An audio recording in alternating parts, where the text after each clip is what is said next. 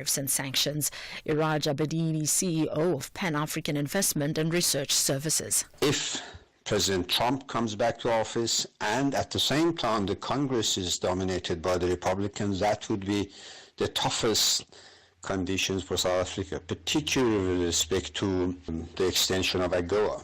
As we know, AGOA is one of South Africa's most critical trading arrangements in terms of high value-added industrial exports as well as highly paid jobs. Over 1 million jobs are at stake in pharmaceutical, petrochemical, auto industry, agriculture, and a whole range of other industries. 7 suspects have been apprehended in connection with alleged vigilante-style execution of 3 men at Walliseden near Gryfontein in Cape Town. Police spokesperson Andre Trott says the suspects aged between 24 and 49 were arrested this morning at different hideouts. The bodies of the 3 victims were found at a farm in Botfontein Road on Monday morning. In a joint operation between detectives attached to the Provincial Serious and Violent Crimes Unit, members of the Provincial Command Centre and the Provincial Tracking Team, the suspects were traced at their respective hideouts and detained for the triple murder of 3 men on Monday morning in Wallisteen, who were killed in a vigilante-style execution. Once charged, the suspects are expected to make their court appearance in Blue Downs Magistrate Court on charges of murder. E-hailing drivers in Gauteng say they are fearing for their lives following an increase in incidents of intimidation and harassment allegedly by taxi operators. According to the E-hailing Partners Council, Bolt and Uber drivers are being intimidated by members of the taxi industry. They claim they are harassed while picking up or dropping off passengers in certain areas.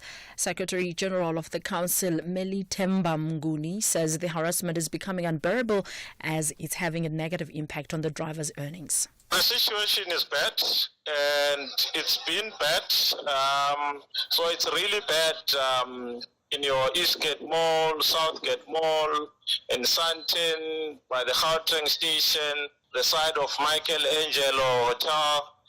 It's really bad. It is affecting drivers a lot on the earnings. A lot of times it's affecting us in a way that these guys, they would harass drivers, they would damage the car, they would hold drivers to ransom and extort money. Truck operators transporting goods between South Africa and Mozambique through the Lebombo border post are facing massive financial loss following the closure of the border. The Border Management Authority temporarily closed the border following reports of a mayhem in Mozambique. Last night, protesters allegedly stormed the border, setting alight buildings including security guard houses and vehicles belonging to officials. More than 30 Mozambican police officers have since taken refuge with South African border security at the border post. Truckers Association of South Africa spokesperson Tony Modise says the disruptions will lead to substantial income losses. We're moving quite a number of projects around the time to Mozambique using the actual Lebombo border. Usually expecting to wait for around 3 days before you can move on to the other side. Now the biggest challenge is there's been a fuel increase today. Diesel is going up by 20 cents a litre. And then now within this delay, in fact, it is going to affect our productivity and our profit margins as well are going to be squeezed out. We're moving quite a number of products through Mozambique towards their border. That is the products such as anthracite, we're moving coal, we're getting diesel from that side as well. It's going to not be an easy festive for us. Recapping the top story, projections have indicated that Donald Trump has won the U.S. presidential elections. Trump is currently leading in the electoral votes at 279 and Kamala Harris at 223. I am Ondalambana for SAFM News. Headlines at 1:30. Bridget Masinga on SAFM. Volley weekend on a high note with final analysis on Sunday night. The premium wrap-up show, giving you match highlights, final scores, post-game reactions, expert analysis, and sport news weekend roundup of the local and international arena.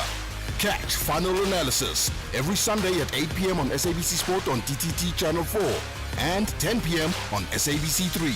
Also available everywhere for everyone, always on SABC Plus and SABCSport.com. Hashtag We've Got It All. Proudly brought to you by SABC Sport. For the love of the game.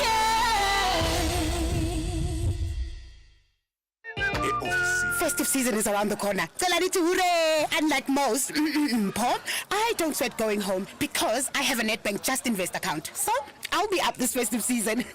No borrowing, guys. Even you, Mr. Voiceman. Must be nice to be you, Mabel. Mara, you can also be like Mabel and earn up to 8.5% interest. Open yours via the Money app in under 2 minutes. See money differently. NetBank. We're a licensed FSP and registered credit provider. Promo rates apply. Visit netbank.co.za for more info. Our role must be to seek to build a better world. SAFM invites you to our annual public lecture delivered by former Minister Dr. Naledi Pandor. The theme for the lecture is 30 Years of South African Freedom.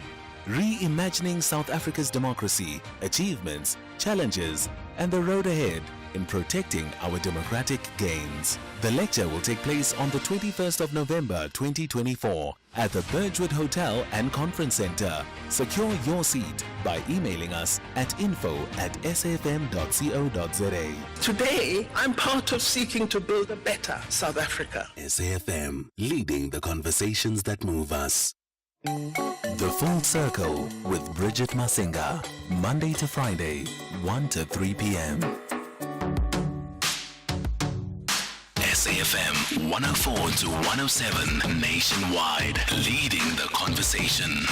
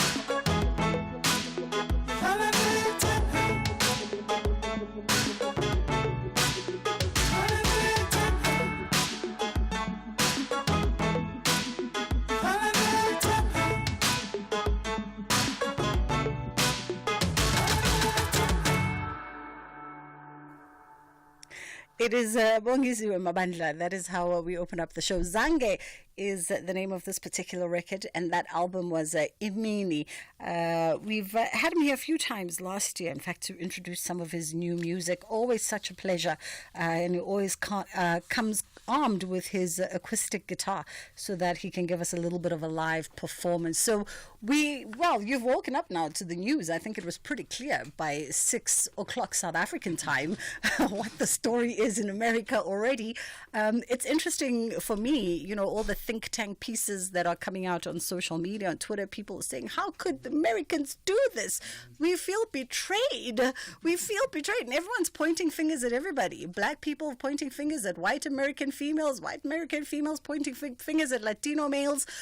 But, it is what it is. And at this point in time, you kind of lean on that old adage that people get the leadership and i.e. the president that they deserved. They went out, they voted overwhelmingly for Donald, and Donald it shall be for the next couple of years. And some of the interesting stats, I was saying to my team that CNN was releasing some stats earlier on in the morning, and they were saying that at his last run, 34% of Latino men voted for him. This run, 57% Latino men voted for him. And so it says something about, the things that he speaks to that resonates with Americans. And I keep saying to my team, let us not forget who Americans are. Essentially, they're not the people we watch on Hollywood movies, right? That's great PR and marketing. Americans remain Americans, and it is what it is. Anyway, so if you have something to share, I know you were sharing with Sakina your perspective and your point of views. We can't ignore the fact that Donald Trump is now being projected, and he's declared himself a winner already a couple of hours ago, addressing his supporters. So if you do have a perspective or something to share around this, you're more than welcome to do so. We can continue that conversation on our social media. However, we also have, our social media and WhatsApp. However, we also have our unique programming here on the Full Circle with myself, Bridget Masinga. We're going to be talking around redefining masculinity, leadership and fatherhood. Perhaps also it just ties in well with what's going on in the States right now. And then we're going to have a conversation around stages, pages, screens, and more. On the other side of 2 o'clock, we look at, it's Wednesday, so we're having conversations around, personal development, parenting this particular week. And we're trying to really understand the heartbreak that comes with divorce and how divorce impacts children and their emotional journey. So that's coming up on the other side of 2. 061-410-4107 is our WhatsApp line. 086-000-2032 is the number that you can call us on. South African Airways is expanding in the DRC. We now offer direct flights from Johannesburg to Lubumbashi, the heart of the DRC's mining hub. Our convenient arrival time allows seamless connections to key regions like Ndola and the Copper Belt, opening up new growth opportunities. Traders can benefit from our generous baggage allowance, while SAA's superior aircraft belly capacity ensures your cargo reaches most parts of Congo on the same day. Book now at flysaa.com or contact your travel agent. South African Airways, connecting Africa to the world, one flight at a time. There's never a dull moment when South Africa share the cricket field with India. Africa takes on Asia at the battleground of Kingsmead in Durban. What is summer without cricket? Catch the thrilling first T20 international action between South Africa and India on Friday, 8 November at 4:30 p.m. live on SABC3 and 5 p.m. on Radio 2000 with reports on various SABC radio stations. Also available at your fingertips on SABC Plus. Proudly brought to you by SABC Sport. For the love of the game. Are you looking for the best spectacle and sunglass deal? With Specsavers buy one get one offer, you get great value for money. You know you can trust us with over 350 stores nationwide. Get a free pair of branded prescription sunglasses up to 3,200 Rand when you purchase a comprehensive eye test and spectacle frame with lenses on your first pair. Choose from top brands like Police, Hugo, Tommy Hilfiger, Carolina Herrera, and more. There really is no reason to go anywhere else. Affordable eye care, Specsavers. T's and C's apply. Arts, culture, and robust conversations with Bridget Masinga. It is the full circle with myself, Bridget Masinga, as we get on with our programming this afternoon. 086 000 2032. We're going to be running a bunch of conversations simultaneously on our contact lines. 0614104107 is our WhatsApp line. And we're asking the question for our first conversation. What is the biggest lesson that you've learned about fathering in today's world? I'd love to hear from you if you are a dad, or you are dad adjacent, an uncle, a guardian, someone who plays a fathering figure. What is the biggest lesson that you've learned about fathering in today's world? And this because it is Movember, so you know that November or Movember is a month that traditionally we focus on men's issues and men's health around the world. In fact, men even take it one step further and they grow their mustaches to raise awareness and funds for a whole host of men's health issues. And today we thought we'd invite to join us Bongani Luvalo, who's the founder and CEO of the Cool Dads Foundation, and a clinical psychologist, Dr. Anele Siswana, who also works quite closely around issues of men's mental health, particularly to have a conversation around, this generalness of manhood. How are you doing, Bongani? Not manhood in that sense. I'm good. I'm good. I'm excited. It's interesting times we live in, Yes. but more importantly, I think I'm excited by the conversation that men are having, and people seem to be excited for the men's conference next week. So yeah, I'm in a good space. I'm in a good space. What is that conversation that men are having? And particularly, I think, around the definition of what man and being man is about in 2024. There are many things that are challenging to a man. First, the identity of men, manhood, masculinity. What is masculinity? Society that is mobilizing itself against men, today we're talking about demasculating men, the cloud that young boys are going to be growing up on, like the Bible says, you're going to die for the sins of your parents. Literally, for a boy child is going to live under that cloud until they become men, and, they become partners, they become husbands and dads and so on, because society is just in this big fight against men. And we're not saying that there are no sections of bad things that have happened in society, but I think we're just going the wrong way of having a conversation of how to fix the wrongs that are happening in society. So we are hosting, as much as we're talking about Movember, we are hosting as a foundation, the third annual men's conference, where the whole day we're going to tackle different issues, that have got to do with men. And we've asked men this year to bring a boy child along, in Zulu, but Semanzi, so we've got different thematic issues that we're going to be attending to. The question of leadership. Professor Bonang Mohale will talk about men and leadership, so leadership across all facets. Men and law, and in the law aspect, we're going to focus on two things. One, customary law, because people buy a lawball and they think they are not married, or they wake up tomorrow, people are fighting for people's bodies. Let me leave the politics. And then you also have the paternity of kids and so on. So we're going to focus on customary law in all those aspects. But two, everyone keeps on talking about this question of what is consent.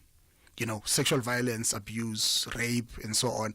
So we're trying to understand, someone's going to try and break it down for us, Sis Joyce, from control risks, so that we better understand, because there are those blurry lines. It's not the direct thing of, I've raped Bridget, but, me here at work, touching your ass, giving you commentary, hugging you in a place that is uncomfortable to you, so all of those things, there are those gray areas that we say we might be thinking that it has been an okay thing, but it's actually not. It's infringing on somebody's rights, but it's going to get you in hot waters. So that's another topic. So we're going to talk about money as well. We're going to talk about relationships. We're going to talk about our mental health as well. So we've got about 6 topics that we're going to be covering. It's a whole day program, and men are not paying. It's for free, guys. It's for free. You don't have to buy tickets like you are going to a soccer match. So definitely. So on the 16th of November, we'll be at Jimistin, at the Jimistin Banquet Hall at the Civic Center, and we're going to start at 8 o'clock and finish at 5 or 6 o'clock in the evening. All right. Well, I mean, he's basically covered the generics of the event. Dr. Anele, how are you? I am doing good in yourself. Great. Thank you. Thank you so much for taking the time. Maybe let's lead on to something that Bongani just said here, where he said, basically society is in a big fight against men. Is that the perception, that the gender holds right now, that in this conversation, particularly around issues of consent, around issues of, sort of sexual engagement and issues of violence, are South African men really walking around thinking that we society, being women, are in a big fight against them? It's not necessarily a big fight. I consider it to be a discussion that society frames it as masculinity in crisis, in a sense that the way we talk about issues of men and masculinity, we're always on the spectrum of toxic masculinity, and then this is where the attack always comes from, that men are toxic and men exude all of these toxic patriarchal masculine ideals. That's where I think the fight in society is, particularly when you're talking around issues of gender equality. Then that's where we're going to get, because for the most part, women have been marginalized, and so in that marginalization, women's voices have been silenced and men's voices have been amplified in society. And I think that's where the struggle is. And at the moment, it feels as though law, like Bongani mentioned, is often at the fence of women, and anything a man does, we have to be careful, we have to be cautious. I mean, myself included, as a queer man, I am a man. For whatever that I can still do or say, it won't be framed from a queer positioning. It will be framed from the privileges that I hold in society that then come as a result of my masculinity. So I think the crux of the discussion and issues that we have around men in crisis or masculinity in crisis stems from these long-standing societal contradictions, long-standing societal discourses which place men on the other side of the fence and women on the other side of the fence. And I think the space that we are creating, it is to create a space where men feel they have a holding space. Men have a voice that they can explore these complex issues at a space and in a moment where we all one would ask, why would women not be there? I get it, but for us to solve internal real issues of masculinity in crisis and redefinitions and reimaginations of what this may look like in the future, we would definitely need conversations like what Cool Dad is doing to really give us a framework and a lens that helps us to reimagine all these possibilities in a way that is conducive and in a way that is safe for men. I mean, I firmly believe, Dr. Anele, that as much as there is room for the two sort of groupings to come together and hash it out, but there's also definitely a dire need for man to lock himself up in a room with his peers, his brothers, his friends, and have a frank conversation, to your point about it being a safer space for you to be able to expel whatever it is that you need, and also to interrogate the things that challenge you, or maybe how you define certain behaviors. Yeah, certainly. I mean, the aim of these spaces that we create, I mean, recently we're just having a mental health awareness month, and mental health was the biggest thing for men's mental health. And I think this is an extension moving beyond conversation to praxis of how then does then look like creating safe spaces for men, because really the space where we find ourselves walking on eggshells as men. We don't know where to speak freely without having been misunderstood or being positioned in a particular way. So what Cool Dad's Foundation is doing, and places such as like the Dove Men Plus Care, it's just a matter of creating all of these spaces where men feel seen. I mean, in the bigger discourse of what is happening in society, men don't feel seen. And one would then ask, where are the spaces where men feel seen? where men feel open to have these critical conversations that move far beyond than just us, it being about a lamentation session, but more about how we as men create spaces where we heal. And I think beyond conversation, there's a greater need for most of us as men to heal a lot of traumas that a number of men have experienced from childhood to now. Masculinity, my sister, is complex. It comes with psychological, societal pressures. And so that space is meant for really creating an opportunity for men to feel seen. Yeah, let's hold it there for a second as we go into the headline news. But our WhatsApp is open on 061 410 4107, or you can give us a call on 086 000 2032. And we're having a conversation around, masculinity, leadership, fatherhood, and of course, mental health as it pertains to men. So we're just talking about manhood in general. And you can definitely share whatever it is that is in your heart around, just being a man. You're more than welcome to send us a WhatsApp. Ondela is standing by with the headline news. Thank you, Bridget. Headlines at 1:30. Republican presidential nominee Donald Trump has won the United States elections after surpassing the 270 threshold against his opponent, Democrats nominee Kamala Harris. The Secretary General of the Mkondo Sizwe Party, Dr. Sifiso Masego, has resigned from his position. Masego held the position for 4 months. Although he remains a member of the party, he cites his current employment conditions as a reason for his decision. And the Independent Police Investigative Directorate has announced that the report on investigations around the death of Charles Kenya has been declassified. A full update follows at the top of the hour.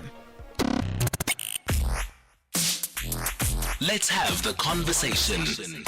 WhatsApp voice notes on 0614 104 107. Good afternoon, team in the nation. I am a father of 4 offspring, so it has been a journey of notes. It has been hectic, it has been crazy, it has been a roller coaster. However, my learnings on my journey, my lived experience, has been that you need to prepare the child for the path, not the path for the child. And when it comes to masculinity, toxic masculinity, it's been something I've really had to unpack for myself and to be able to explain to my children that there's no place for it. It's done so much harm to not only to men but to obviously to women and the extended family, community, etc. Thank you. It's David from Durban. David, I love that. Prepare the child for the path and not the path for the child. And I think to some degree, Bongani, that also speaks to leadership, right? Because leadership extends itself into fatherhood and the kind of father that we hope men become. Mm-hmm. Look, society expects men, we also think that we are born to lead, you know. Others would go as far as saying you are the head, the woman is the neck, you know. So you've got to then say, as a boy child, you know, navigating and growing into being a man, you've got to carry certain characteristics, values, principles, so that you are able to lead with intention, you are able to lead with consciousness of, you know, the space that you are in, understanding what is wrong, understanding what is right, but also the ability to listen to other people's views, so that not only your convictions are right, but how do you coexist with different convictions, you know? You could be a Christian, somebody else might be a Muslim or might be a Shembe. How do you coexist with them? Because of that's their own convictions, you know? It does not make you, higher in the hierarchy of what is religion or any other definition. So when you intentionally then, you know, groom a boy child, you make them conscious of the environment that they're in, but also to say, as a man, what is a man? You know, somebody writes a book, says becoming men. Somebody says it's a journey, you know, but there are principles that you ought to carry. You know, respect of the next life, whether it be male or female, understanding that your convictions are not always superior than other people's. How do you coexist? How do you respect the next person's, whether it be male or female, of, you know, their thoughts, how they want to do things, how they think, and how they carry themselves. So it's quite important that we instill that leadership character at a very young age, so that they grow into it, but also it does not become a toxic one, but it's the one that seeks to build. I mean, I love everything that I'm hearing during this afternoon's discussion, and our WhatsApp line is open on 061-410-4107 as we have this conversation around redefining masculinity. What is the biggest lesson that you've learned about fathering in today's world? And I think, Anele, you know, to carry the thought that Bongani brings out, it goes, you know, one has got to learn to coexist with different convictions. And I find sometimes this is where, even in the discourse, this is where the rubber meets the road. And this is where we tend to confuse things and assign them to gender or a gender perspective. Yeah, it's quite a complex one. I mean, fatherhood and how Bongani writes about it, myself being a father who is not biologically assigned in terms of that, how we think of it. I have considered being a father to my nephews and those who are around me that I mentor as a beautiful gift.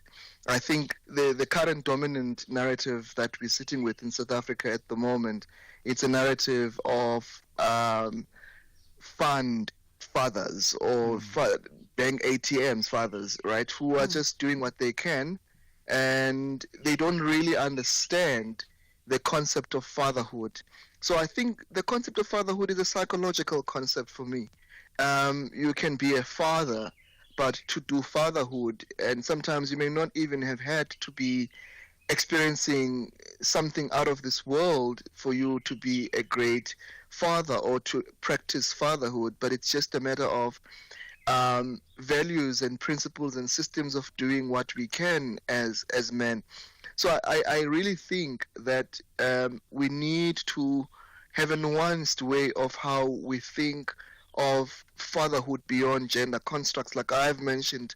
For me, as a queer man, fatherhood is just a gift to be there for a life that you've brought on earth, whether it could have been surrogacy, through adoption, through many forms, and the form that I've just described, that I've taken a very active role in the lives of my nephews, two of them who look at me as a father and doing everything else that I do as a father beyond my gender construct. I mean, we've got women who have immensely played an incredible role in the lives of their sons, but unfortunately, society will remind them, you are just a woman. So all of these ideas of how we think about gender, how we think about sexual orientation, or ideas of sexual identity, it really limits the conversation. But the more we have a more intersectional view, a view that opens discussions around fatherhood being a gift, fatherhood being a choice to make sure that the life of your child becomes more meaningful. Absolutely. Kristen, I want to go to Kristen in Durban. How are you? Great. I'm listening with interest, and I spent a lot of my time listening to men, mainly from backgrounds completely different to my own, but also my own background. The one point, just thinking about how being pro-man is seen as somehow demanding that women give up on something, which I think is completely wrong-headed. Women should not give up on anything. But what we really need men to do is to talk about what actually happened to us when we were young and where things went wrong. And as soon as that conversation starts, I think you start hearing just much richer, much more meaningful things that help us to actually understand where we went wrong. I mean, all of us, I think, as men, seem to have really struggled to get things right. Yeah. I love that perspective, and thank you for sharing. Let's go quickly to Tsepo in Pinville. How are you? I'm all right. How are you, Bridget? I'm good, thank you. Go ahead. All right. I just wanted to actually just maybe give an explanation in terms of why we've come to where we are, when males generally feel like they're somewhat under attack and they have to like basically respond to what's happening in terms of society. There's a word that I didn't really understand. Now it makes a whole lot more sense. The word is overcorrection. And I think a lot of the times when people are trying to do something, just like the women empowerment, and then there's what we call toxicity, and masculine toxicity. So a lot of men have felt that they've been under attack. So what happens, there's almost a backlash, all right, and men feel almost threatened. Just like, I'll give you a quick analogy with what happened in the U.S. and with the Republicans. This is exactly, we could have predicted what was going to happen because society had been focusing heavily on women empowerment and toxic masculinity. Now, indirectly, what that does, subconsciously to a lot of males, it almost puts us in a defense mode. So that's why a lot of people, there's this all of a sudden huge upswing from the right-hand side of right voters, because they just generally, everything depends on how you message things and how you come across your messaging.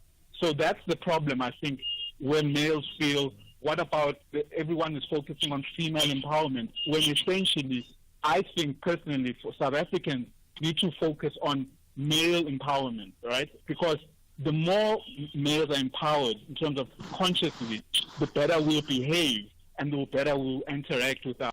Okay, thank you, Tsepo. I think I followed the gist of the points there. And unfortunately, we always think we have enough time and we never do because time has fast run out. But just perhaps closing remarks there, Bongani, because I think Kristen before made a salient point about advancing the one shouldn't be at the detriment of the other, and vice versa. Empowering the one shouldn't be at the disempowerment of the other. And also maybe even just being conscious of when we use words like empowering, what exactly are we talking about? Somebody wrote a quote and he said, it's not people want success, but it's not that you want success. You want to prove to other people that you have made it, and and when you have arrived at that point, you can't enjoy where you are because it was not where you wanted to be. You wanted to be there because of you want to prove to other people. And I don't think we are consciously trying to fix the narrative of how do we coexist as male and females in society, because we need each other. We can do whatever, we can attack each other, but at the end of the day, we must coexist. And the conversation should be, are we intentionally trying to say, we see, Bongane, you have been wrong for so long. How do we rehabilitate you and ensure that you are a correct and a proper participant in this life thing? And I'm saying, look at what happens on Women's Month, what happens on Mother's Day or May. You've got this moria of activities that seek to empower and so on.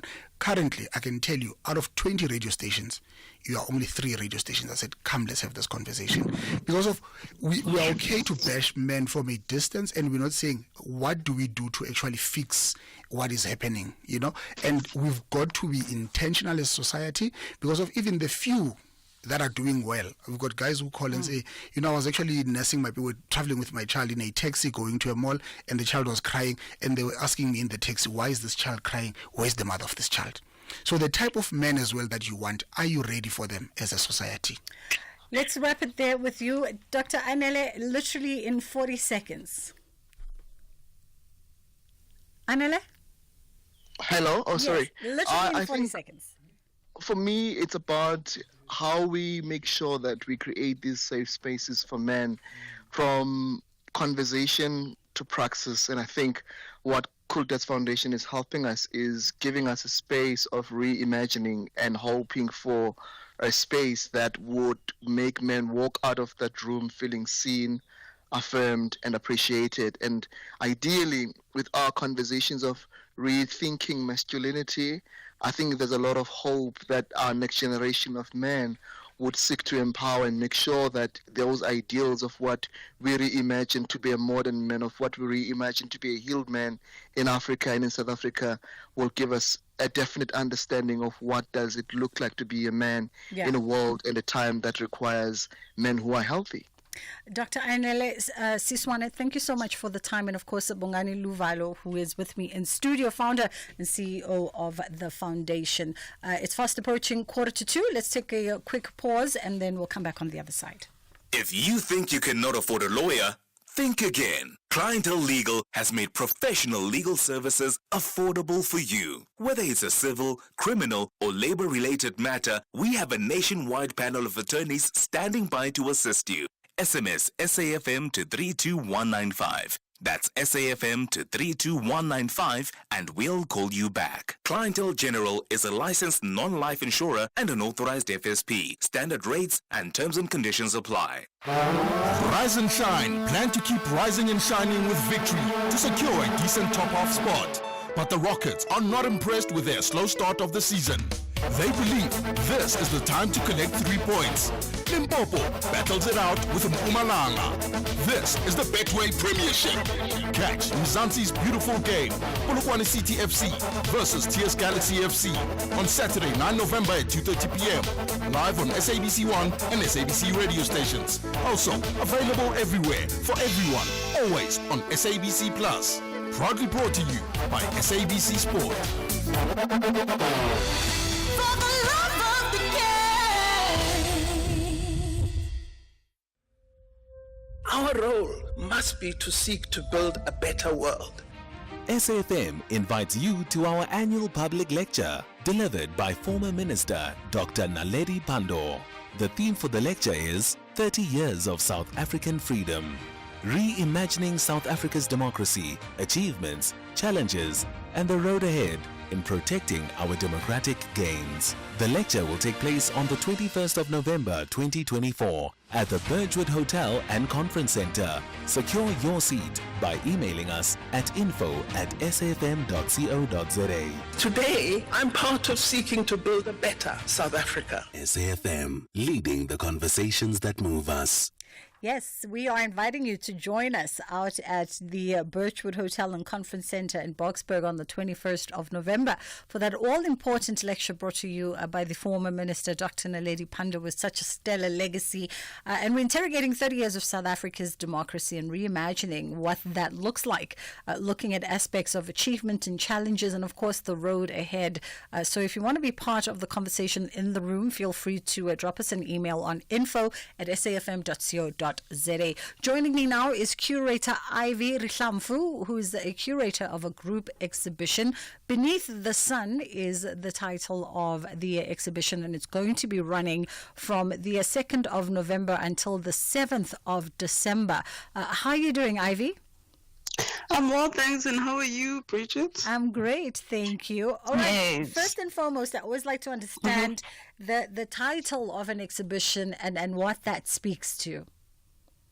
All right. Firstly, the exhibition comprises of four artists that look into like different themes and perspective within their work, really looking into the daily life, that one goes through under the sun, like the ordinary person going by, looking into the cityscapes, the sunset, the sunrise of the city. So really, it really centers around that. So that was the theme that was chosen, looking into the art as I was engaging and going back and forth into these artist studios. And I think that came together in that way, yes. It's quite interesting, or a point of interest for me is the fact that I think this is one group exhibition that I've come across in recent years that really speaks to the lightness of life, right? And I'm using that word for all the puns intended, because you really are, from what I read, you're inviting viewers to come and just interplay with light and shadow, but also, as you said, to really just imagine themselves in the frivolity and the mundaneness of the day-to-day of summer life living. Yes. Absolutely, because it's really like sometimes I think within the arts, there's so many things we can look into, and also like our jobs as curators. Sometimes it's really just going back to like the basic things, the basicness, and also before we can go very hard and very too serious about concept notes and other things. So I found it fitting, and it was just calling me in that way, because I think curation really also you work with your intuition more than sometimes, like what systematically you must do, but sometimes it's a hint of things. And I think what was overlapping feeling, as mentioned, that it was like as I engaged, was just taking me back to that. And also the personalities of like the artists, it's very like very subtle people. It's like, how artists are very easy to easy to work with. So I found it fitting also just to close up the year with something very subtle, something very smooth, something very calm and peaceful, and just I mean, I'm not complaining. I'm not complaining because, exhibitions can be very heavy and can require a lot, just from artists, but also from those who engage the spaces. When you have to introspect or interrogate or, go down the darkness of just existence. So to be introduced to an exhibition which really is just making us relish in the summerness and the sunniness and the loveliness of all things this season and this period, I think it's wonderful. So I'm not complaining at all. Now, tell me, did it present a different sort of challenge, or maybe an interesting challenge for you to put an exhibition like this together? Yes, I think one of the challenges, because I think it's always the challenge with group shows. Sometimes it's their being like working with different people. It requires a different kind of energy that you need to in order to achieve that. That's like mostly like the basic thing, because I mean doing solo shows, it's quite it's demanding, but also you just run. So I think those are the standard procedures, standard challenges that you face. But other than that, it was really like just a smooth process of things. Just things felt like felt like that word they say, like it just blended together. Things fell into place. It was just an easy one as compared to the previous ones that I've been doing for the 2024 year. Yes. Wonderful. Well, we're looking forward to it, and thank you for the time. That was a curator, Ivy Ritlamfu, and that group exhibition Beneath the Sun is on until the 7th of December. We've upgraded. Our new GIS-linked national address database lets us connect with you better than ever before. By visualizing licensed and unlicensed households nationwide, we can ensure timely communication. Our payment reminders are a crucial tool to help you stay compliant and avoid penalties, empowering you to take proactive steps. Efficient electronic communication helps us collect fees seamlessly, bolstering the SABC's mandate in line with Section 27 of the Broadcasting Act. TV licenses. Pay yours, make a difference. Whew, what a day. Time for that face mask. Leave the face mask on for 2 minutes. 2 minutes? That's not even enough time for it to work. I can't even send an email in 2 minutes or make a cup of coffee.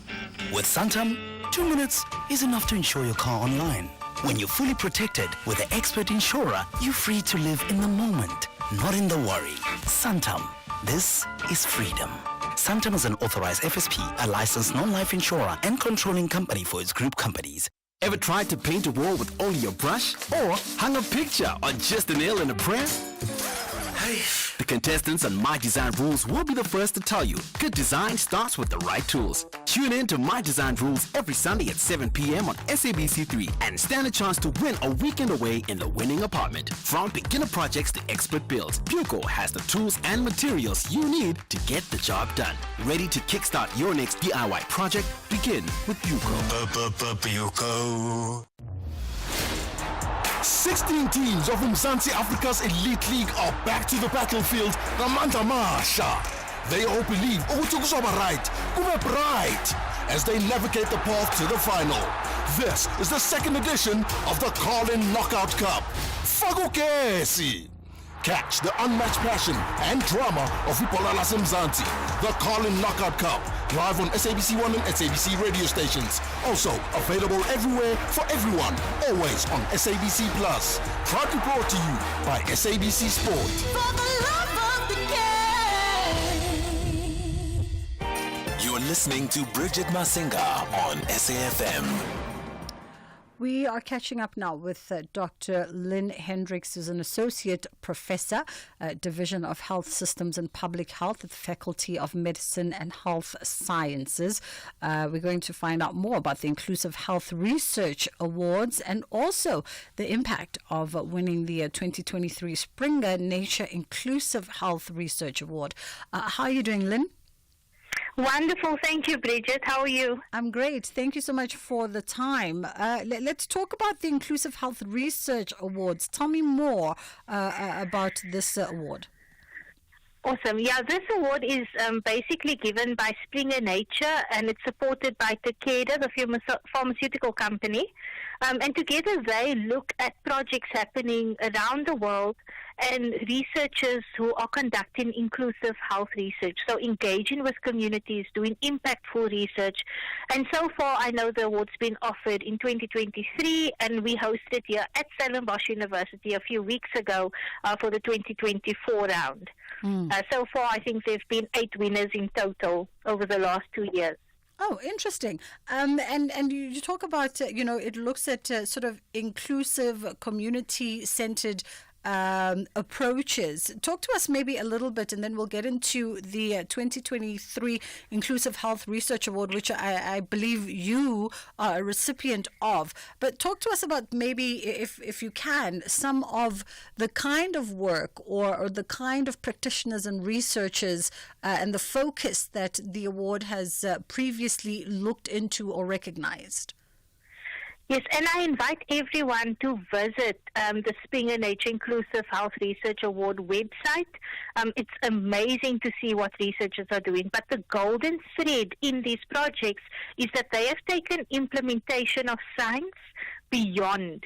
I mean, they have incorporated community voices in a way that has articulated people's visions for what they want research to do. And when I talk about people, I'm talking about the everyday, me and you community member, that they are invited into spaces that generally researchers, keep for themselves in the lab. And the highlight of this research is that the intention of the research is to make a difference. It's to serve communities. It's to connect science and community. It's about inviting people into spaces that science generally says, we'll wait for the invitation. But these projects says, come here from the beginning. And of course, you yourself are a recipient of the 2023 Springer Nature Inclusive Health Research Award. And tell us the significance of of yourself. Yeah, I'm laughing because, when I got that email, I've said it before, I really thought it was spam. I just couldn't believe it. Yeah, I can't think that this is happening. It can't be real. And so I just, deleted the email. Until I got another email, and it also said from Springer Nature, and I was like, geez, this can't be real. But, it was real. And I was so excited I got to attend the award ceremony in Sao Paulo. The project More Than a Pill was made right here at home in Cape Town. In Bishop Lavis, Bonteheuwel, Elsies River, so very local. And we work together with young women from the communities. We made a lovely documentary that's available on YouTube. It's called More Than a Pill. And it was shot in the local clinic. And it speaks about the lives of these young women who grow up from baby. I mean, they got HIV from their moms, right? And it speaks about their lives, the stigma, the relationships, how they navigate schools, how they navigate thinking about becoming mothers themselves. And it was made on cell phones and some on camera, but it was an exciting experience. It was transformative, I know, for me. As a researcher, it definitely changed my outlook and what I value in research. And I know it's changed the lives of the young women who were involved. And an exciting outcome, which I have to brag about, is that we got to use the award money to revamp the adolescent youth room at the local clinic into new, sparkling, state-of-the-art furniture, nice, comfy, pillows, neon lights, into a space that's warm and inviting for adolescents. So the award allowed us to do that, but the award wouldn't have been possible without the community who stood in the trenches doing the project with me. Absolutely. And I wish, it sounds like an incredible project, more than a pill, and I wish we had more time to explore it a little bit further, but we have to leave it there for this afternoon. And a very important story as well, Dr. Lynn Hendricks being told there, the story of a young woman living with prenatal HIV infections. I think we don't talk enough, around sort of HIV diagnosis and living with and through HIV from that perspective. So thank you for bringing a voice and a light and names to their significant contributions to just our lived experience as a collective. That was Lynn Hendricks, Associate Professor, the Division of Health Systems and Public Health with the Faculty of Medicine and Health Sciences. It is 2 o'clock, and of course, Ondela is standing by with your top of the hour news.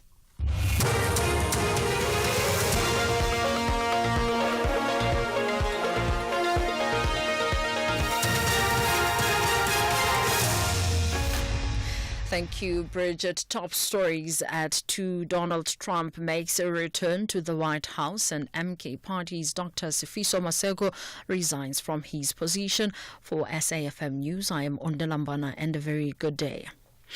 Republican presidential nominee Donald Trump has won the United States elections after surpassing the 270 threshold against his opponent, Democrats nominee Kamala Harris.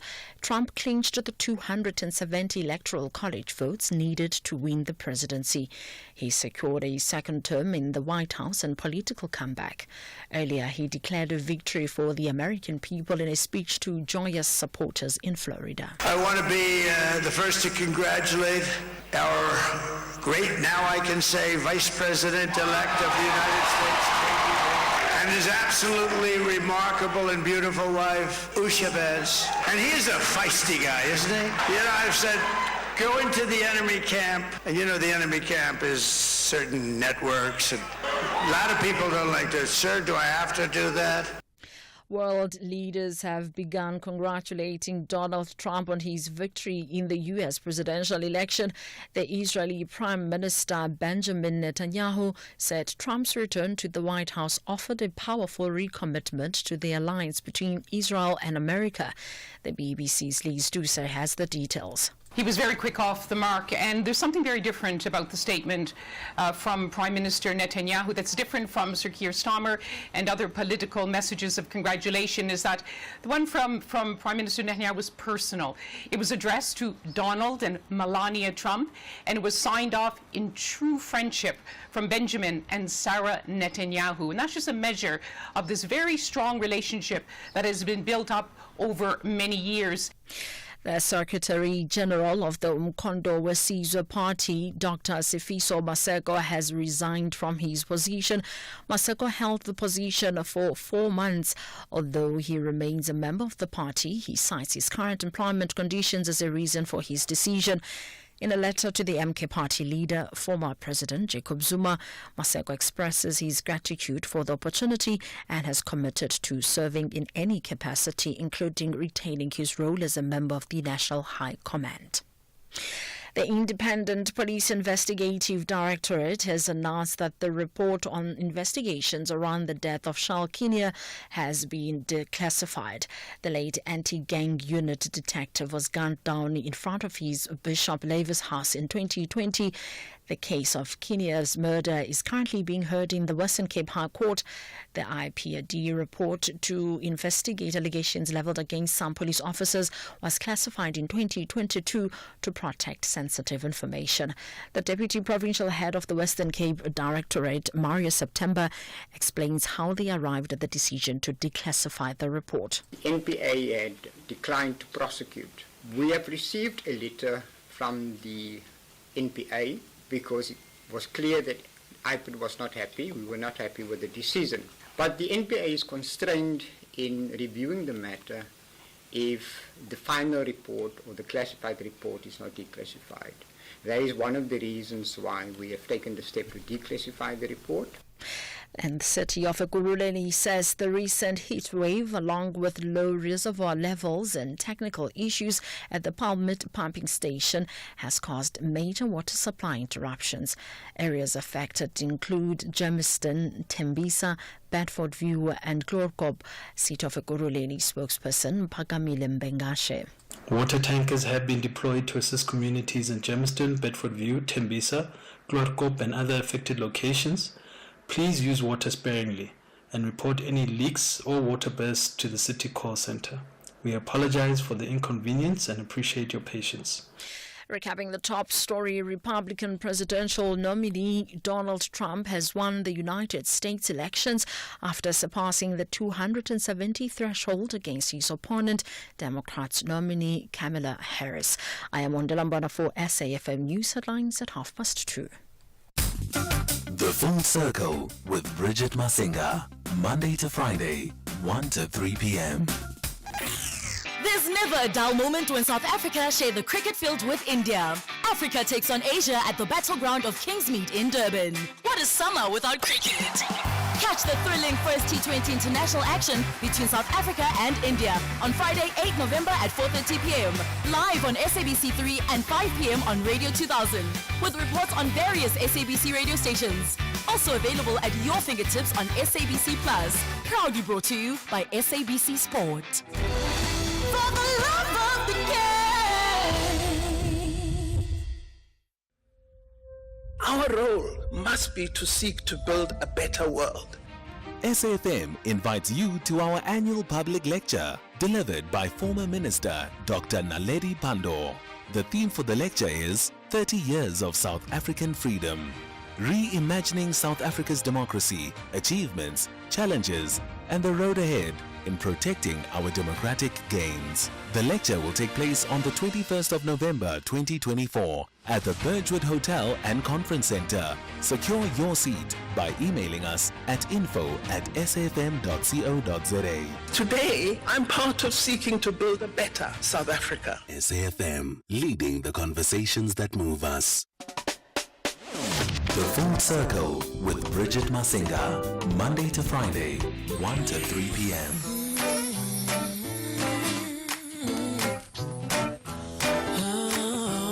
SAFM 104 to 107 nationwide, leading the conversation.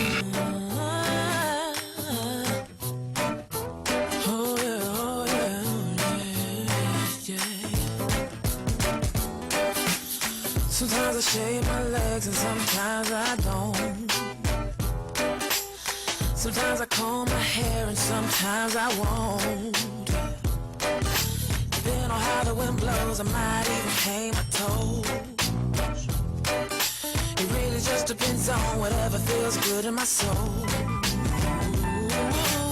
Not the average girl from your video, and I ain't built like a supermodel, but I learned to love myself unconditionally because I am a queen. I'm not the average girl from your video.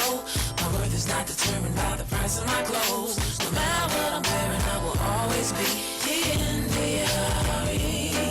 When I look in the mirror, the only one there is me. Every freckle on my face is where it's supposed to be. And I know I created it and make no mistakes on me. My feet, my thighs, my lips, my eyes, I'm loving what I see. I'm not the average girl from your video, and I ain't built like a supermodel, but I learned to love myself unconditionally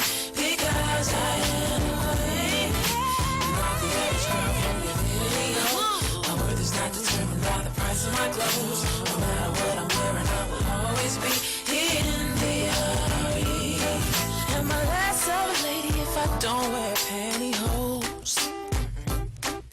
My mama said a lady ain't what she wears, but what she knows. But I've drawn the conclusion it's all an illusion. Confusion's the name of the game. A misconception, a mass deception. Something's gotta change. Don't be offended, this is all my opinion. Ain't nothing that I'm saying, Lord. This is a true confession of a life learned lesson I was sent here to share with y'all. So get in where you fit and go on and shine. Clear your mind, now's the time. Put your salt on the shelf, go on and love yourself, cause everything's gonna be alright. Not the average girl from your video, nothing good like a supermodel. Hey, to love myself unconditionally, because I am a queen. Not the average girl from your video. My worth is not determined by the price of my clothes. No matter what I'm wearing, I can always be in the Keep your fancy drinks and your expensive minks. I don't need that to have a good time. Keep your expensive car and your caviar. All I need is my guitar. Keep your crystal and your pistol. I'd rather have a pretty piece of crystal. Don't need your silicone, I prefer my own. What God gave me is just fine.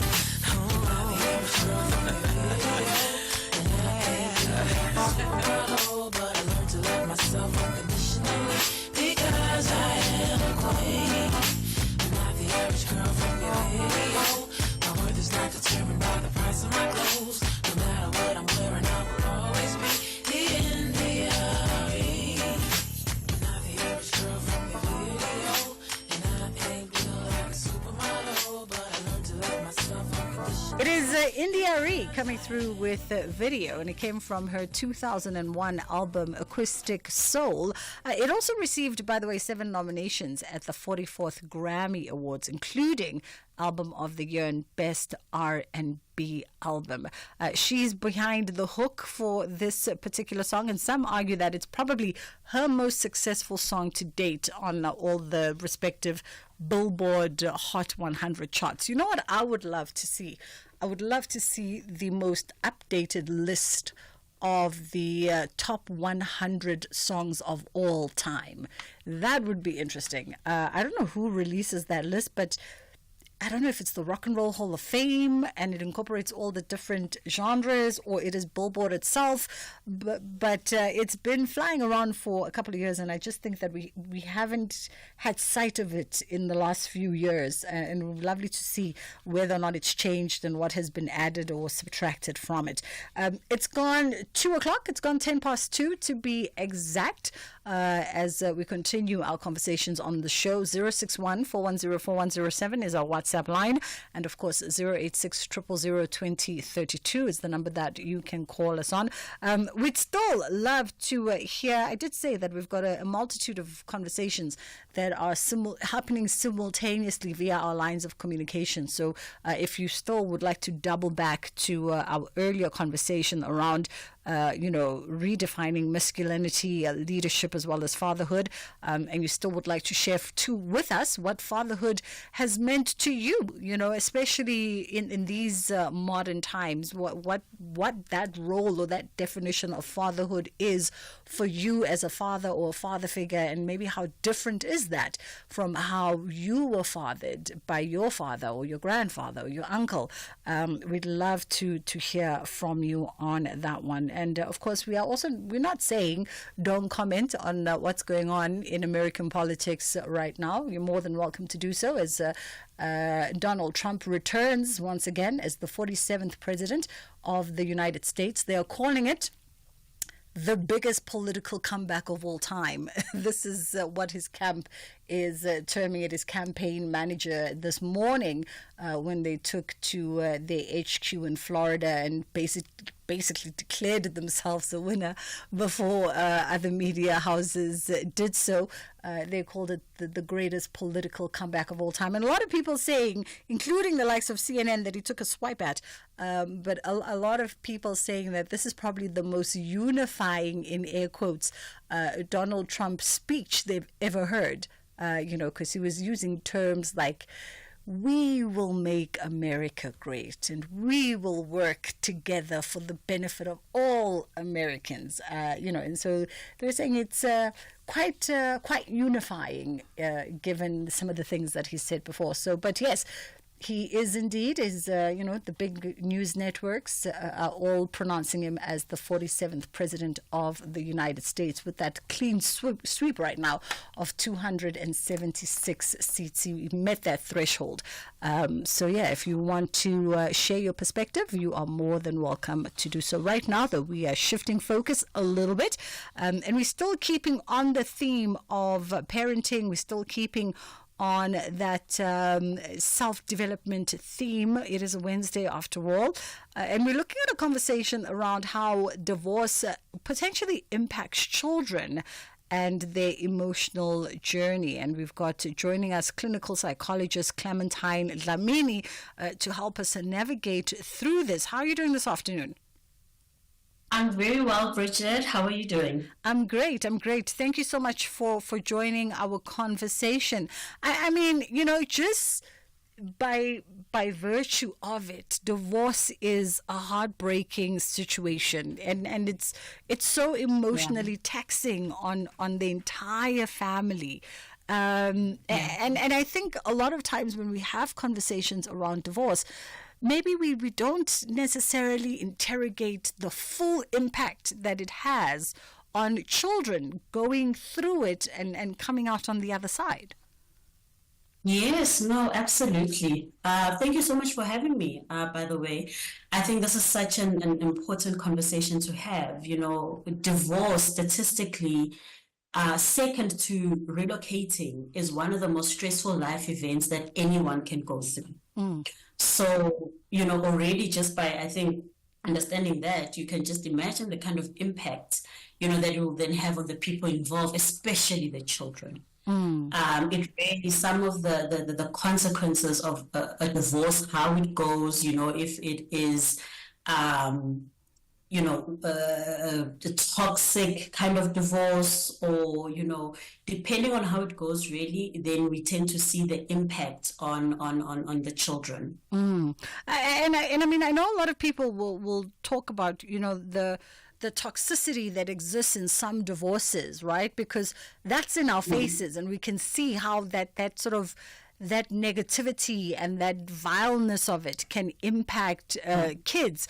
But we also maybe we take it a little lighter, the seriousness of the impact, even when the divorce is amicable, because children are processing through stuff, Nabo, no matter how nice mom and dad are trying to make this whole situation.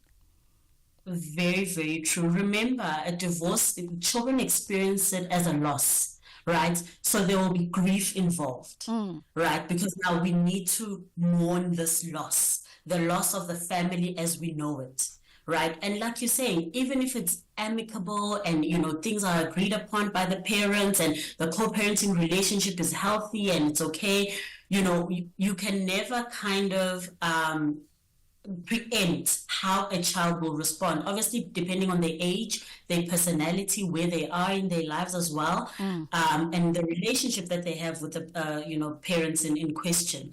But it is a loss nonetheless. And with any kind of loss, Bridget, whether it's loss to death, whether it's loss of a lifestyle, loss of income, we all go through grief. And so children go through the same process. There's sadness involved, there's anger, there's resentment. All those kinds of emotions come up, even if the divorce is done in a healthy manner. And let me ask you this, Clementine. Oftentimes parents will have this... I don't want to call it attitude, but for lack of a better word, or they'll take this posture. Parents will take this posture that, we're going to try and keep this separate to the children. We're going to try and keep everything that's happening in the divorce, all the dynamics, all the divorce conversations, everything separate from the kids, so that the kids can have a quote-unquote normalcy. But is that possible? And is that a healthy approach, or is there a way of maybe protecting children from the processes, but still also not keeping them in the dark. Absolutely. I think the latter for me is what is important. I think that it is important to cushion children. It is important to buffer the situation so that, from your point of view, the blow is not as bad as what it could have been. However, children don't live in a bubble, right? This is a life event. You still need to have them experience some level of reality, if I can put it in that way.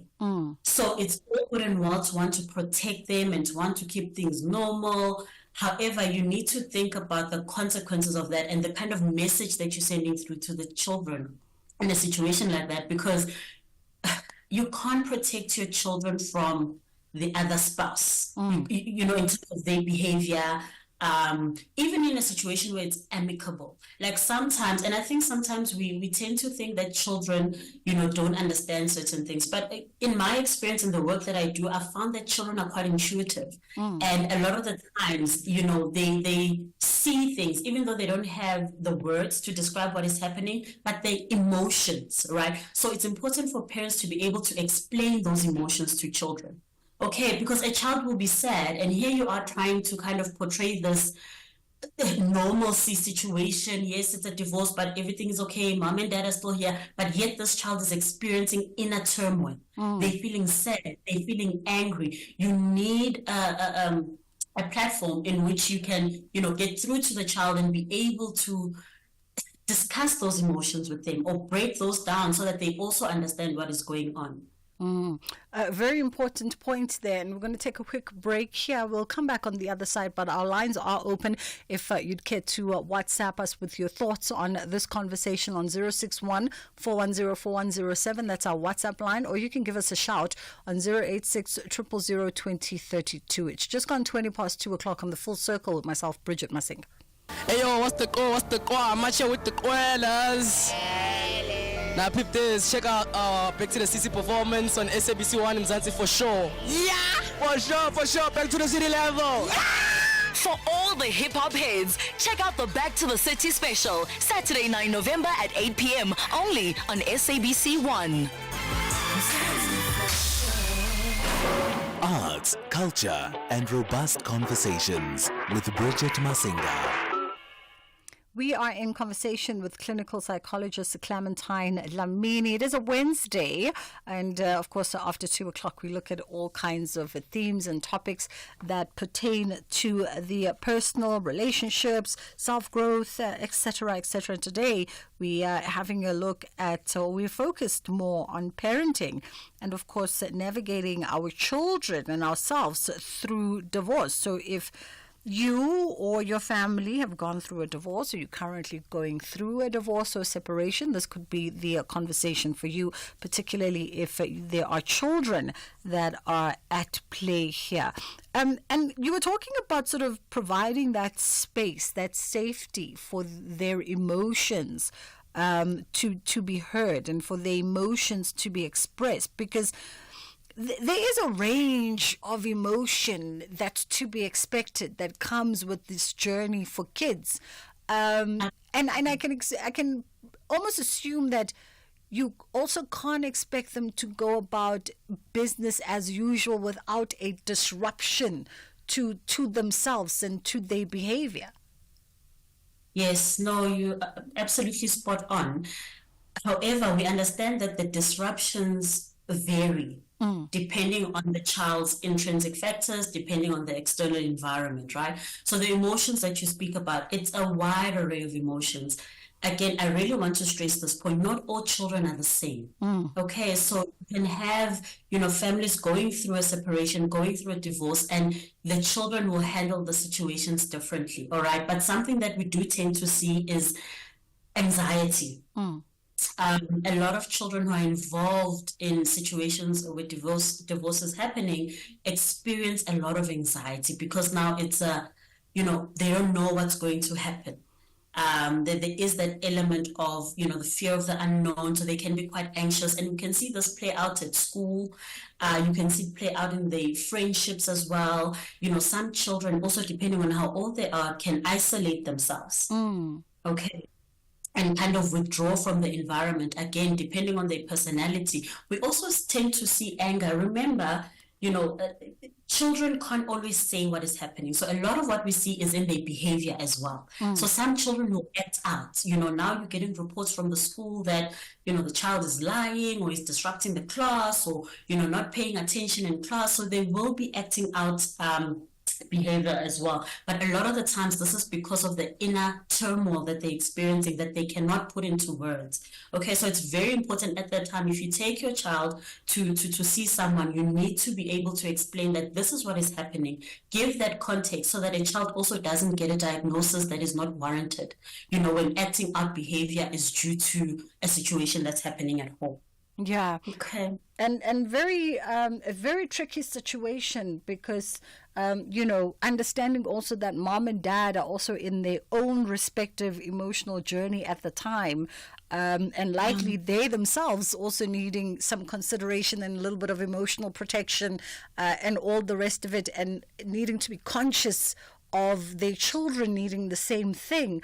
We just got a message here from Anonymous who says that, currently they're going through a separation, but the issue is that they don't have a plan, or they don't know how to have a plan about seeing their children as a dad, and obviously dad being the one that's out of the house, which normally is what happens when parents get divorced. I'm not saying it's the right way or the wrong way or whatever. It's just I've noticed it is the pattern.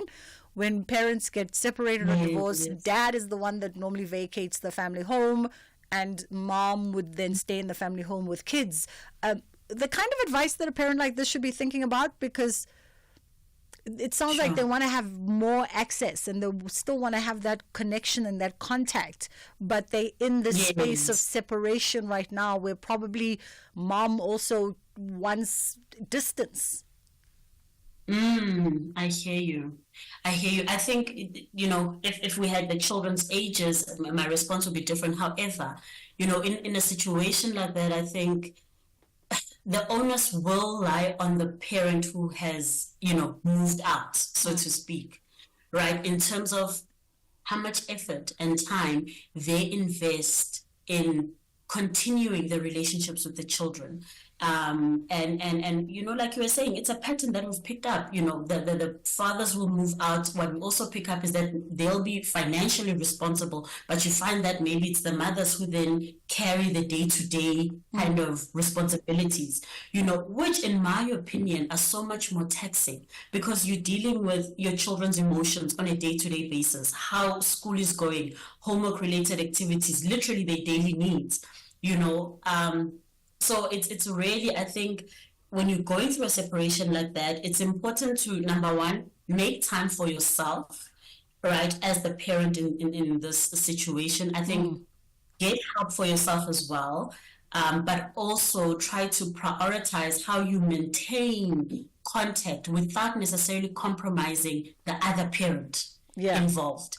It does get a bit complicated, Bridget. It really, really does, because people's situations or circumstances are different, right? And it's something that we deal with as a case-by-case basis. And Dad just sent us a sidebar. So the ages are 11, 5, and 3. Shoot. Okay. Yeah. Sure. Okay. Let's start. 3-year-old, developmentally with a child like that. If they're emotionally impacted in a negative way, you may see regression. Okay. So what I mean by that is that if they've already been potty trained, right, there may be instances where maybe they start to, wet the bed again. That is how children at that age will show anxiety. Okay. And then you said there was an 11-year-old. Yes. 11-year-old, so that's around your grade 4, grade 5. So the language is there, but I think also still preoccupied with the self at that time. And I really, with a child like that, I think you can have, or rather at that age, you can have certain conversations, but mindfully so. I think there's still probably terminology that you can't use with them because of their age, but you can start to help them make sense of the situation. So don't be scared. You are not necessarily breaking a child when you are explaining to them what is happening, because it's reality.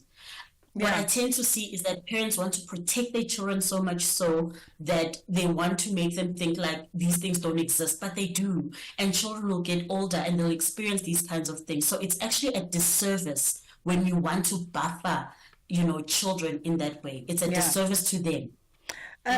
Silo, in Polokwane, you literally have 30 seconds because I have to go to the headline news. How are you? Good, thank you very much. I think 30 seconds wouldn't do much service without Bridget. Also, your line is breaking up with silos.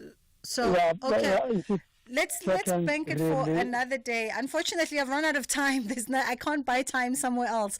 I've run out of time. But thank you so much for at least calling us. Maybe we'll pick it up on a different day than when we have more time to indulge your thoughts. Clementine Lamini, we appreciate you sharing your expertise. Clinical psychologist, and hopefully, if you were listening as mom and dad going through a divorce or separation, you picked up some pointers there. Let's get to the headline news. SAFM supports a litter-free South Africa. Play your part in keeping our surroundings and environment clean. SAFM, leading the conversation. Thank you, Bridget. News headlines at 2:30 on SAFM. I am Onde Lambana, and a very good day. Donald Trump has completed one of the most remarkable comebacks in political history after securing victory in the U.S. presidential election. The Secretary General of the Mkondo Sizwe Party, Dr. Sifiso Maseko, has resigned from his position. Maseko held the position for 4 months, and the South African Border Management Authority is in discussion with their Mozambican counterparts on whether to reopen the Lebombo border post. A full update follows at the top of the hour. Here, there, and everywhere. SAFM 104.3 FM in Rustenburg. This program is brought to you by SABC Education, enriching minds, enriching lives.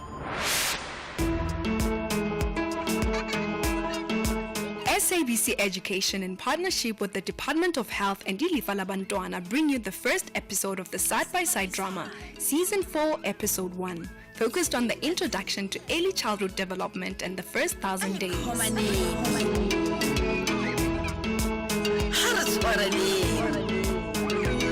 Say and say, side by side.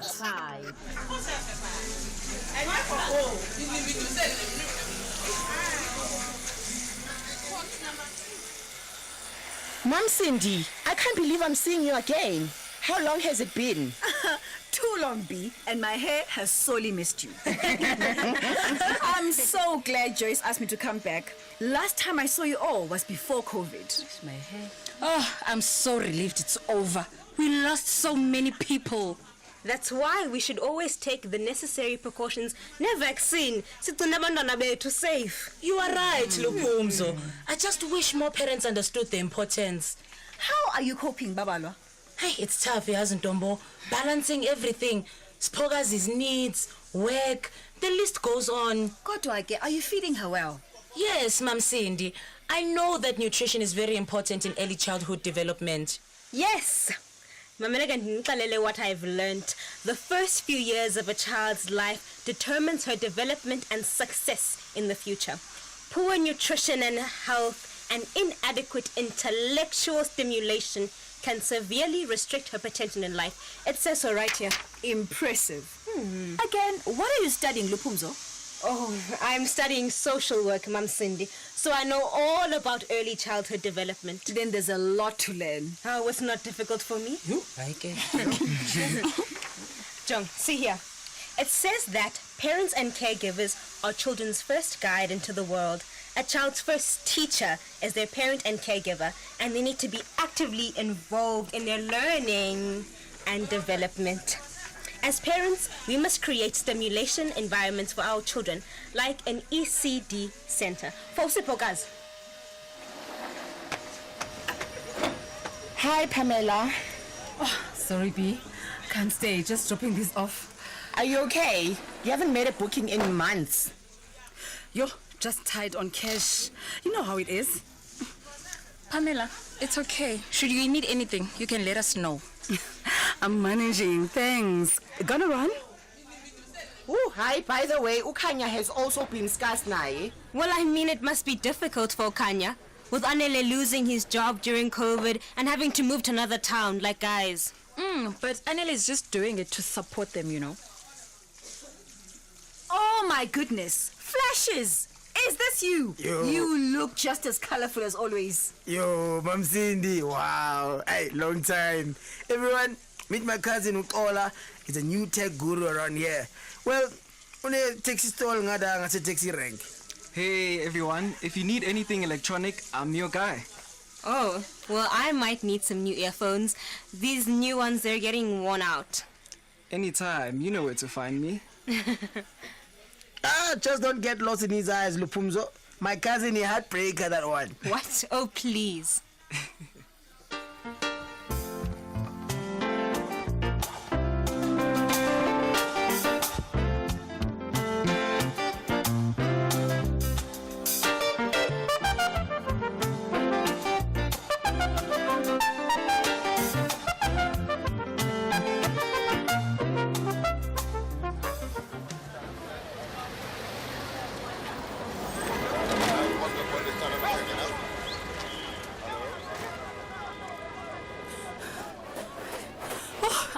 I'm so late. I can't afford to be late again.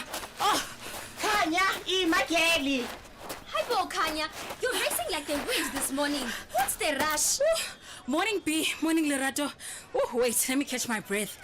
Oh, you know how it is. I'm rushing to work. I need to be at work immediately. Oh, Badu. How's Amanda doing without her father around? Oh, we're really fine. Anel is sending money. We okay? Sorry. I gotta take this. I'm sorry. Wait. It's the clinic. Guys, I'll see you around. Okay? Hello, Kanya. Bye.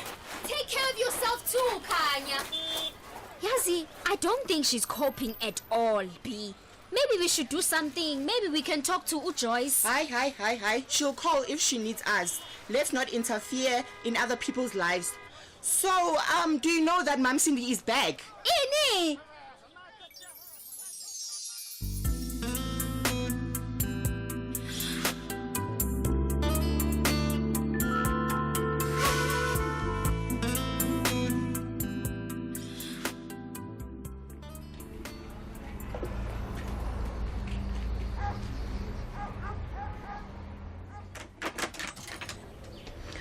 Babalwa.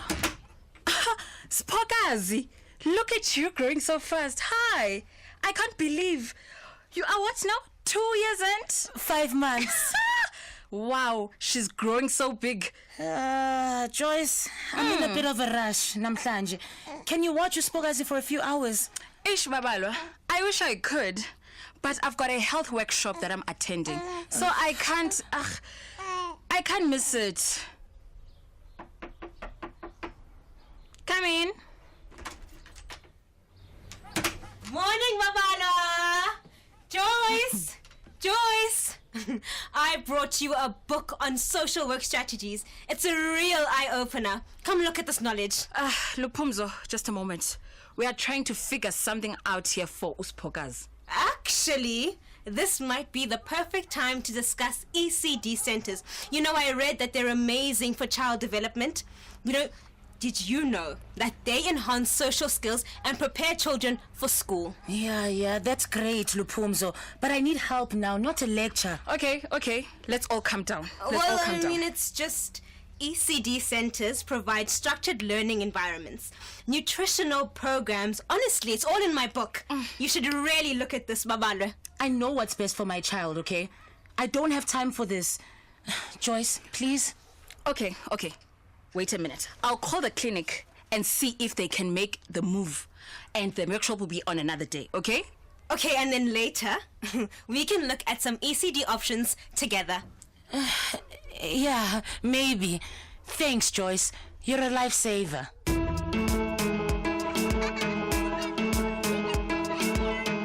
Thank you for listening to the Side by Side drama, the drama that supports you to give your child the best possible start in life. Brought to you by the National Department of Health, Ilifa Labantwana, and SABC Education. Join us again tomorrow as we sit down with an expert at 2:30 right here on SAFM. Say and say. Side by side. This program was brought to you by SABC Education. Enriching minds, enriching lives. SAFM 104 to 107 nationwide. If you think you cannot afford a lawyer, think again. Clientele Legal has made professional legal services affordable for you. Whether it's a civil, criminal, or labor-related matter, we have a nationwide panel of attorneys standing by to assist you.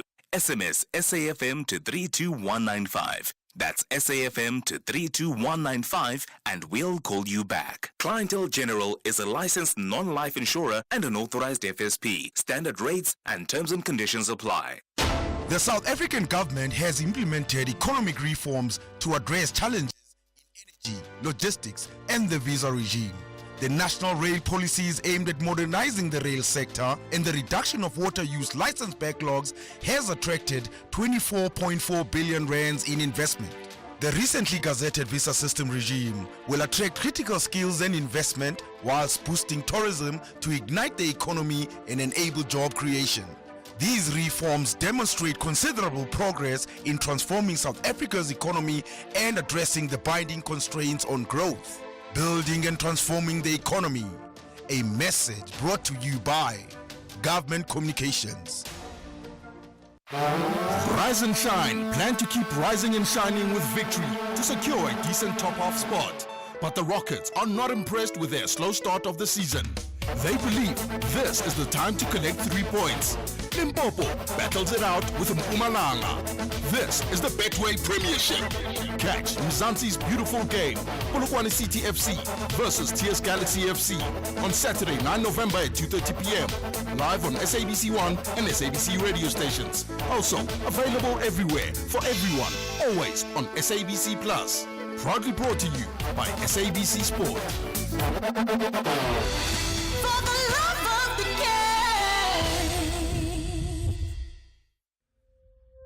Our role must be to seek to build a better world. SAFM invites you to our annual public lecture, delivered by former Minister Dr. Naledi Pandor. The theme for the lecture is 30 Years of South African Freedom. Reimagining South Africa's democracy, achievements, challenges, and the road ahead in protecting our democratic gains. The lecture will take place on the 21st of November 2024 at the Bridget Hotel and Conference Center. Secure your seat by emailing us at info@safm.co.za. Today, I'm part of seeking to build a better South Africa. SAFM, leading the conversations that move us. All right, so have you sent us the email to secure your seat? info@safm.co.za is where you can email us if you want to secure your seat for this very important reflective conversation. We are introspecting with former Minister Dr. Naledi Pandor come the 21st of November. We're going to be out at the Birchwood Hotel and Conference Center here in Boksburg, Johannesburg. And of course, seating is limited. You definitely don't want to wait until the last minute to reserve your spot. And the theme this year, we're going to be unpacking 30 years of South African democracy and, of course, reimagining what that democracy looks like. We've been reflecting back on the last 30 years and we're continuing much along the same kind of theme with Dr. Naledi Pandor. And it should be very interesting because I've been paying close attention to some of the conversations she's availed herself to since taking umhlalaphansi. That's what they call it, right? Umhlalaphansi retirement. And she definitely has not sat down, by the way. She's been up and down, engaging in all kinds of dynamic conversation and really just, I think, taking stock of her legacy, her contribution to South Africa's liberation as well as our growth, but also just, the fundamental roles of different presidents, because she served under all three of... How many democratic presidents we've had? Because we always forget Kgalema Motlanthe. But she served pretty much under all the presidents. And so she's able to also just talk about the different administrations and some of the challenges as well as the gains that were made by the various leaders. So it should be a very interesting conversation to be had indeed. And just a wealth of wisdom, the opportunity to sit at the feet of your ancestor and just suck through all of that knowledge and all of that experience. info@safm.co.za is where you can go. Right now, we are gearing up for our final conversation for the day. We're catching up with Jonathan Spencer, who's the brand and campaign manager at onedayonly.co.za. And we're just looking at what is this endearing appeal that we have for discounts. I'm a bargain hunter myself, and there's suggestions that there's a psychology to it. How are you doing this afternoon, Jonathan? Bridget. Are you good? Yes, great, thanks. Awesome. Thank you so much for indulging our conversation. Much appreciated. Let's look at this. People are celebrating and happy that we're seeing some kind of improvement to our inflation, the economy, things are looking slightly up, or looking like they're headed in the right direction. And with all of that, though, from what I read, many consumers still very much rely on discounts and promotions and things of that nature. Why have we become so reliant on such things? Listen, I'm here for a good loyalty program. Yeah, I think our South African consumer has, really, dug our heels into loyalty programs, discounts, and all that kind of thing with all the competition that's going on between our retailers. But also because of the fact that, we've had a tough couple years with inflation, and even though it's come down, we're still wary, what I mean? We know, it might go back up again. So, we take advantage of any great deal that comes past us. I know I'm like that. I'm like, yes, if I can get 80% off a product, I'm going for it. Absolutely. You get 80% of products? You must teach me your ways. Are we also seeing a difference or a different approach maybe to how previous generations approach the sort of consumer behaviors versus maybe younger generations? Are Gen X moving slightly different, a little bit more conscious maybe? Yeah, Gen X aren't as conscious or like loyal to loyalty programs as they should be, but we're definitely seeing like millennials and Gen Zs are in it. They're really looking for those discounts. They are looking for loyalty programs. They really take part in getting their points and, spending all of the points that they have. So we're definitely seeing that trend.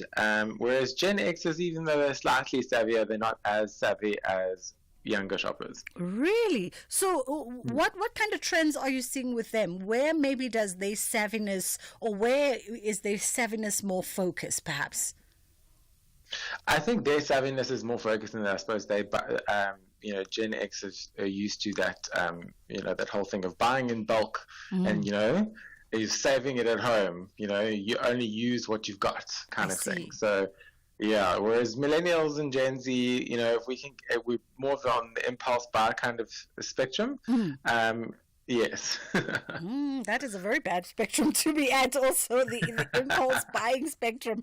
Did COVID or maybe any of these significant global shifts in recent years, have they somehow affected consumer behavior? Are you guys picking up anything at One Day Only? We've seen a significant shift in consumer behavior from the fact that, when people are cash strapped, they tend to spend on different things. So instead of spending too much like on apparel that they would in 1 month, they're now spending like on groceries and personal care rather. So it's those kind of trends that we were seeing that they're still spending. They're just spending on different things. I see. Now, tell me this, Jonathan. Is there some kind of psychology that also comes into play here? Especially when we're looking at how we sort of engage discounts or promotions or things of that sort. Oh, absolutely. I mean, I think the psychology comes in is that if you see a deal that says 80% off, or even if you're saving 30% on something, and you end up walking out of the store or checking out of your cart, feeling like you've really achieved something, like you've got the great deal. You're like, haha, I got that. It's such a great price. So it definitely, makes you feel like you've got a sense of achievement, that it makes you feel like you had a great day. Though we know in reality you still spent money. Yes, exactly. You still spent a pretty penny. And I wonder, I know it does not aid, well, maybe to some degree does aid your business, because then I wonder if we buy more, do we consume more when we feel as though we're getting a great deal? I definitely think we do. I definitely think we consume more if we see if something is on special and you're like, I don't really need it right now, but I would love to get it. If I can get it for 45% off today only, why not? Okay, very, very interesting. Now, let's talk about, I know a lot of people are building up, obviously, to the end of the month with Black Friday, and it's divided here in the corridors of SAFM. We've been having this conversation for like the last couple of days. Some people say they don't see the benefits of these big sort of consumer driven days like Black Friday. And I'm a believer. I am a believer in month-end special planning. I know each one of my stores, when do they go on promotion, every single month. And I am a believer in Black Friday, and not for the big bulky things that people tend to wait and buy on Black Friday, the TVs and the this and the this. I'm just a believer in going to get the general pantry stuff that you're going to need for Christmas and January during Black Friday. But some people, there's a whole gaggle of folks I work with here that say, nah, there's no deal in the deal. I mean, I can see how some people say that. I've definitely experienced that myself. At some retailers you think, but it was the same price a couple months ago. Yeah. But I know that with us specifically, we take a lot of time and a lot of care and a lot of effort into putting as much as we can behind the deal to make sure that we are offering the best possible price at the best possible time for our consumer. We put a lot of spend, we put a lot of marketing into those products so that we can offer our customer the absolute best possible deal that they can expect for Black Friday. And I'm definitely going to double back, because I want you to give us some teasers of what folks can potentially get from One Day Only. But does social media also play an influence maybe in our shopping habits? What are you guys picking up there as trends? 100%. I mean, we can see that influencers, for instance, I mean, we all know that influencers are a huge big thing at the moment. Well, not at the moment, they have been for the last couple of years, but we see that they really influence an audience, and consumers trust them because we all know that people buy from people. They don't really buy from, companies that much anymore. Everyone has their brand to sell, but when you have someone that's telling you that they bought this lovely frying pan and how wonderful it is, and they unbox it, they show you how it works and all that kind of thing, you trust them. So it's really like a great word of mouth, a great review, essentially. So we definitely see that, like, a lot of our customers really look to influencers for those recommendations on whether a product is a good buy or not.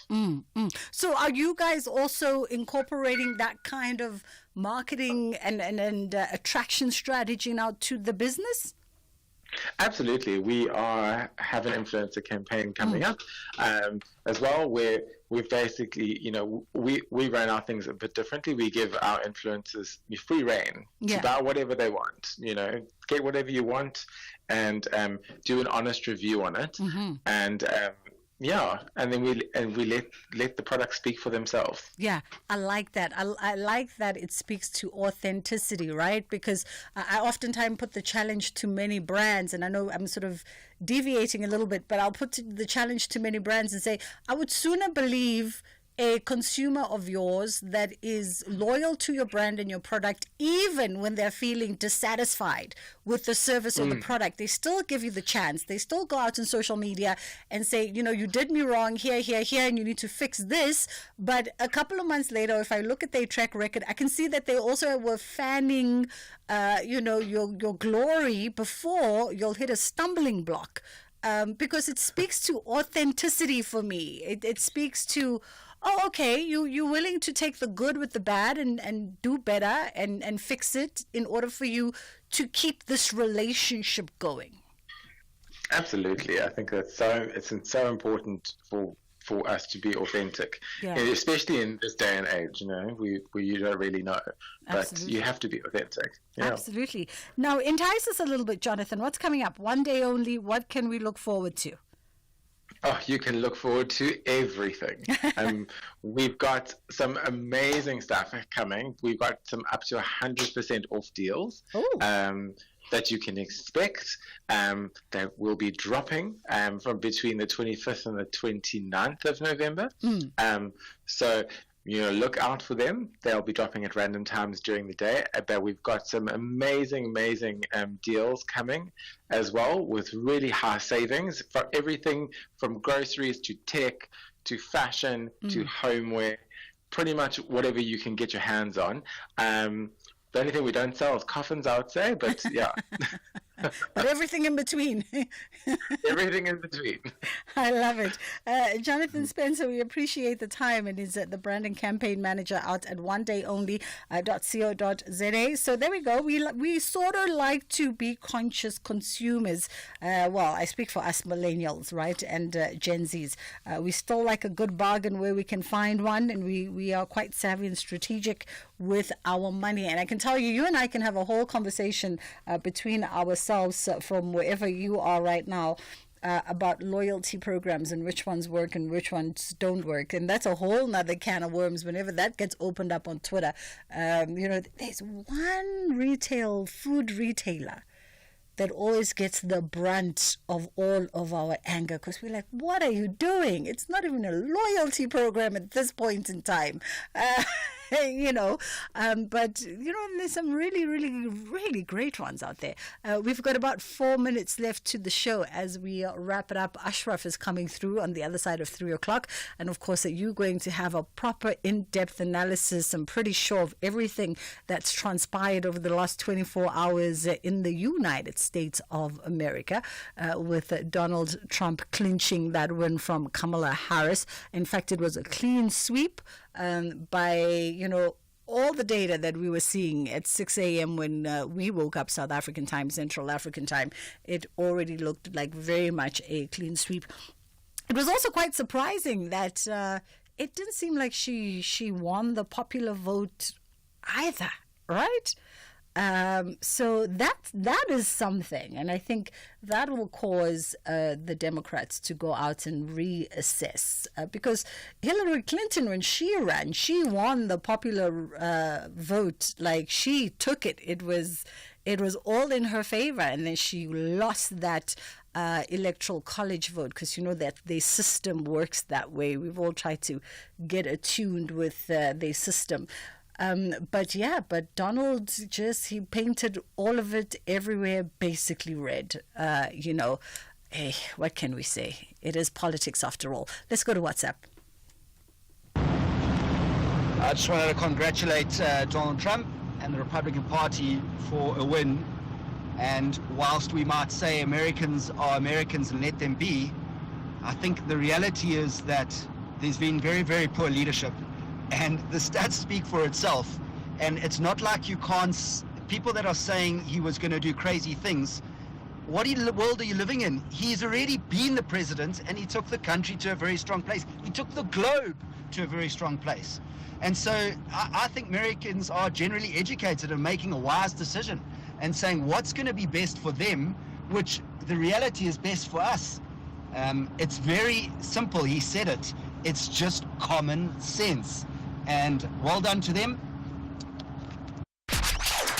SAFM 104 to 107 nationwide. South African Airways is expanding in the DRC. We now offer direct flights from Johannesburg to Lubumbashi, the heart of the DRC's mining hub. Our convenient arrival time allows seamless connections to key regions like Ndola and the Copper Belt, opening up new growth opportunities. Traders can benefit from our generous baggage allowance, while SAA's superior aircraft belly capacity ensures your cargo reaches most parts of Congo on the same day. Book now at flysaa.com or contact your travel agent. South African Airways, connecting Africa to the world, one flight at a time. The Hammers have a mammoth task to find a path to the top half. They target maximum points against the Toffees. Bungled in by Sensio Somerville, his first West Ham United goal. Meanwhile, the Toffees have the same predicament. They want out of the bottom half as soon as possible. It's a cross goal and it's netted by Beto, and Everton have equalised 4 minutes into This is the Premier League. Catch the exciting clash between West Ham United FC and Everton FC on Saturday 9 November at 4:30 p.m. live on SABC3. Also available everywhere for everyone, always on SABC Plus and SABCSport.com. Proudly brought to you by SABC Sport. For the love of the game. You're listening to Bridget Masinga on SAFM. That is it. That is how we wrap up today's show. Thank you so much for choosing to be in conversation with us. Ashraf Gada is coming through with the National Pulse. Inshallah, God willing, we'll do it again tomorrow.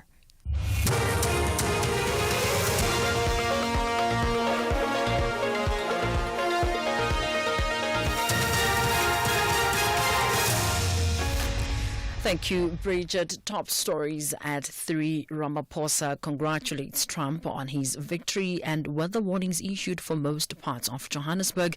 For SAFM News, I am Ondalambana, and a very good afternoon. President Cyril Ramaphosa has joined world leaders to congratulate Donald Trump following his victory in the U.S. presidential elections. Trump defeated Kamala Harris of the Democrats in the polls. Ramaphosa says he looks forward to continuing the close and mutually beneficial partnership with the U.S. and South Africa. Kylie Khumalo has more. President Cyril Ramaphosa says he looks forward to South Africa taking over the G20 presidency, where they will work closely with the U.S., who will succeed Pretoria as the next chair of the Global Forum in 2026. Prime Minister Abiy Ahmed has also congratulated Trump, saying he's keen to strengthen relationship between Ethiopia and the US, while former British Prime Minister Boris Johnson says this has been an amazing victory and Trump will make America strong at home and abroad. Kylie Khumalo, SABC News, Johannesburg. Russia has indicated